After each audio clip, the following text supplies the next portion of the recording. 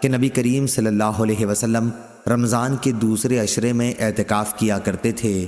ایک سال آپ صلی اللہ علیہ وسلم نے انہی دنوں میں اعتکاف کیا، اور جب 21ویں تاریخ کی رات آئی، یہ وہ رات ہے جس کی صبح کو آپ صلی اللہ علیہ وسلم اعتکاف سے باہر آ جاتے تھے۔ آپ صلی اللہ علیہ وسلم نے فرمایا کہ جس نے میرے ساتھ اعتکاف کیا ہو وہ اب آخری عشرے میں بھی اعتکاف کرے۔ مجھے یہ رات خواب میں دکھائی گئی لیکن پھر بھلا دی گئی۔ میں نے یہ بھی دیکھا کہ اسی کی صبح کو میں کیچڑ میں سجدہ کر رہا ہوں، اس لیے تم لوگ اسے آخری عشرے کی ہر طاق رات میں تلاش کرو۔ چنانچہ اسی رات بارش ہوئی، مسجد کی چھت چونکہ کھجور کی شاخ سے بنی تھی اس لیے ٹپکنے لگی، اور خود میں نے اپنی آنکھوں سے دیکھا کہ 21ویں کی صبح کو رسول اللہ صلی اللہ علیہ وسلم کی پیشانی مبارک پر کیچڑ لگی ہوئی تھی۔